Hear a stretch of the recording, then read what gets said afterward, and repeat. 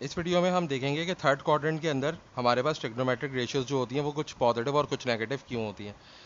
तो हमारे पास जो है वो ये हम यहाँ पे क्वाड्रेंट वो एक्स और वाई एक्सिस ड्रॉ कर लेते हैं।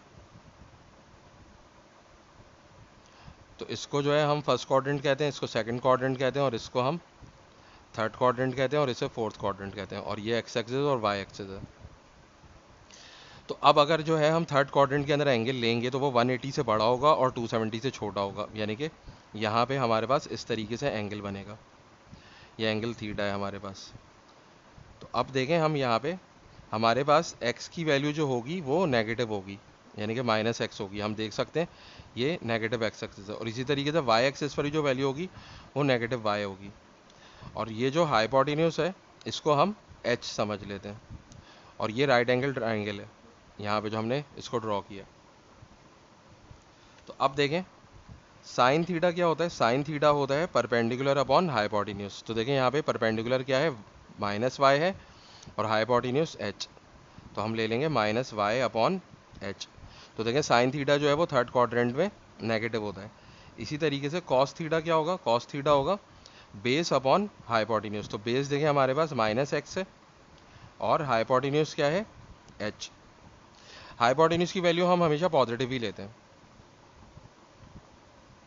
अब इसके बाद जो है वो टेंजेंट थीटा की वैल्यू क्या होगी। टेंजेंट थीटा की वैल्यू होगी हमारे पास परपेंडिकुलर अपॉन बेस। तो परपेंडिकुलर देखें क्या है, माइनस वाई है और बेस क्या है हमारे पास, माइनस एक्स है। तो minus Y upon minus x.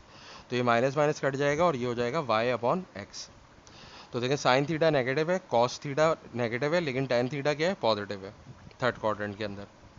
और अब जो है वो साइन थीटा का रेसिप्रोकल क्या होता है, कोसेक थीटा होता है। तो कोसेक थीटा की वैल्यू क्या हो जाएगी, माइनस एच अपॉन वाई। इसी तरीके से कॉस थीटा जो है वो रेसिप्रोकल, कॉस थीटा का रेसिप्रोकल सेक थीटा होता है। तो उसकी वैल्यू क्या हो जाएगी, माइनस एच अपॉन एक्स। और कॉट थीटा की वैल्यू क्या हो जाएगी हमारे पास, टेन थीटा का रेसिप्रोकल होता है वो, तो ये हो जाएगी हमारे पास एक्स अपॉन वाई। या इसको हम यूँ भी देख सकते हैं कि कॉट थीटा जो होता है वो होता है बेस अपॉन परपेंडिकुलर। तो बेस क्या है हमारे पास, माइनस एक्स है और परपेंडिकुलर क्या है हमारे पास, माइनस वाई है। तो ये माइनस माइनस कट गया और हमारे पास वैल्यू आ जाएगी एक्स अपॉन वाई। तो इस वजह से टेंजेंट थीटा और कॉट थीटा जो होता है वो थर्ड क्वाड्रेंट के अंदर पॉजिटिव होता है और बाकी सारी जो ट्रिग्नोमेट्रिक रेशियोज होती हैं वो नेगेटिव होती हैं। तो हमें सिर्फ ये याद ही नहीं करना होता कि कौन सी ट्रिग्नोमेट्रिक रेशियोज पॉजिटिव होती हैं और नेगेटिव होती हैं, बल्कि हमें उसका रीज़न भी पता होना चाहिए कि आखिर किस वजह से पॉजिटिव और नेगेटिव होती हैं।